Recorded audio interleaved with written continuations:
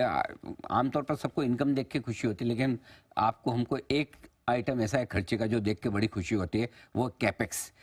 कितना कैपेक्स आप सोचें दिखना चाहिए इस बजट में, सरकार क्या कहे तो मजा आ जाएगा? सर लास्ट ईयर सबसे बड़ी बात ये थी कि 10 लाख करोड़ जब अनाउंस हुआ था, आपको याद होगा, हम लोग कुर्सी से कूद पड़े 10 लाख करोड़, क्या बात कर रहे हो, गवर्नमेंट इतना कर रही है।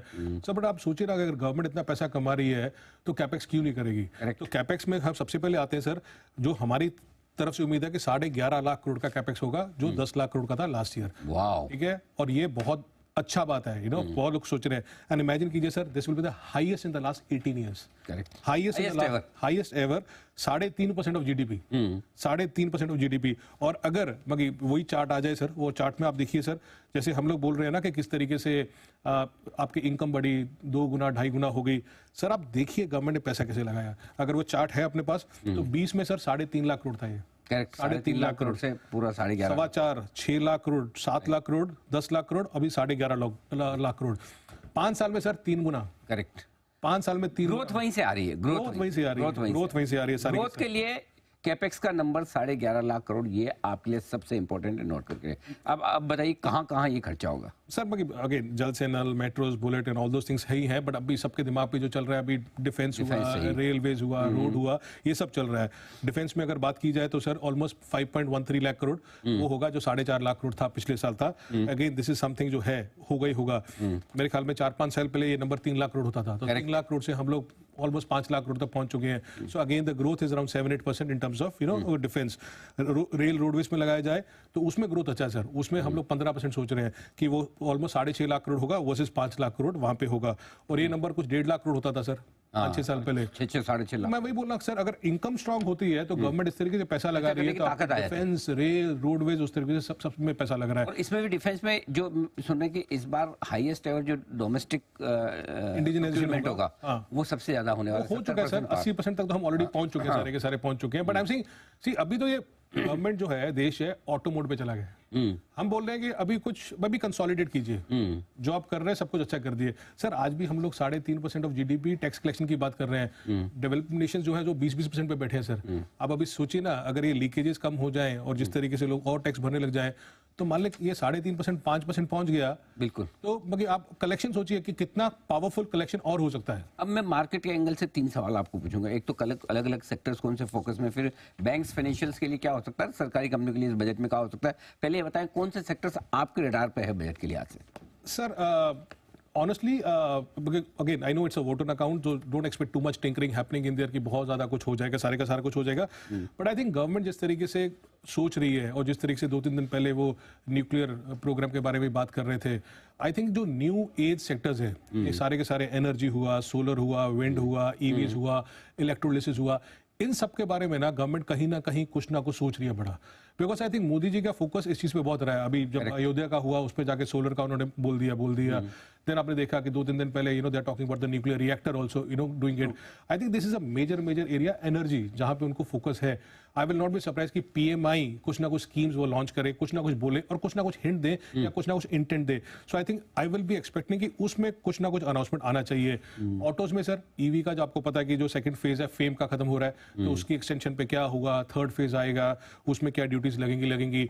एनर्जी में फ्लेक्स फ्यूल्स हो सकता है, बिकॉज अगेन मोदी जी का रहा है कि फ्लेक्स फ्यूल्स में हम लोग किस तरीके से काम करेंगे। They are talking about percentage of ethanol blending और बढ़ना चाहिए, सारे का सारा बढ़ना चाहिए।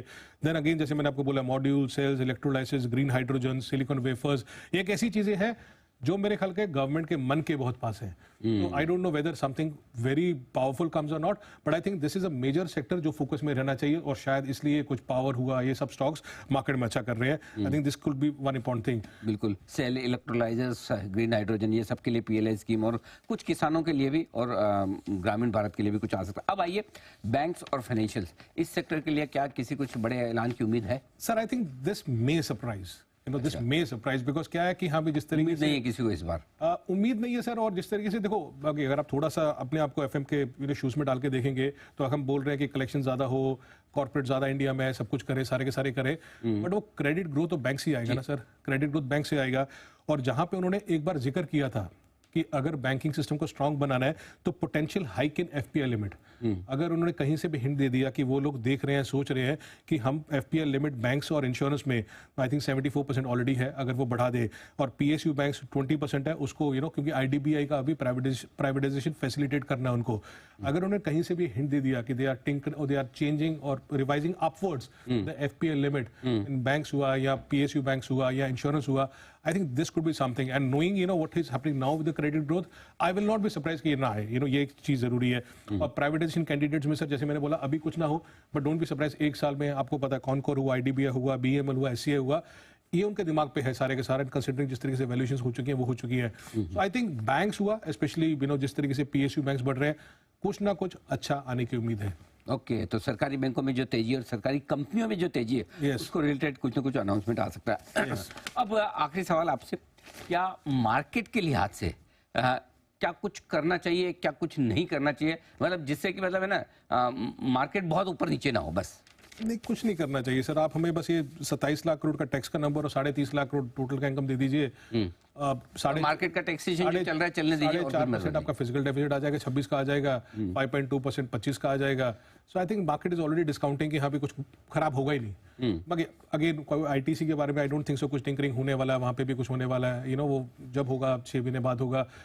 I don't think so government will do anything related to the stock markets at all this time. चलिए तो मतलब ज्यादा कुछ न करें, पॉलिसी डॉक्यूमेंट बनाए, डायरेक्शन दें, इकोनॉमिक ग्रोथ जो मजबूती के साथ बन रही है, बढ़ रही है, उसे आगे बढ़ने दें, बस auto pilot. I want to see that big intent for the next 5-10 years from this government, considering this is the real opportunity India has, to be the factory of the world. और उस हिसाब से वो क्या चीजें कर सकते हैं मैन्युफैक्चरिंग सेक्टर के लिए, या फिर कोई भी प्रोडक्शन इंसेंटिव्स दे सकते हैं किस तरीके से. बिल्कुल. And knowing them I think they will show that intent. चलिए तो ये कुछ खास बातें हैं जो इस बजट में आपको ध्यान रखनी है. थोड़े से नंबर्स जो आपके सामने आ चुके हैं और जो कुछ खास ऐलान जो इस इंटरिम बजट में हो सकते हैं. तो इंटरिम बजट भी रहेगा बेहद इंटरेस्टिंग.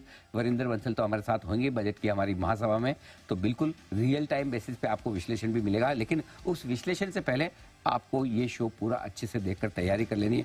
मिस कर दिया तो बाद में आप सोशल मीडिया पे फिर से देखें, रिपीट टेलीकास्ट जरूर देखें, ताकि आपको बजट मुश्किल नहीं बेहद आसान लगने लगे, जिसकी कोशिश वरिंदर ने आपके सामने की. अच्छे नंबर्स और बड़ी आसान भाषा में. बहुत बहुत धन्यवाद वरिंदर. Thank you.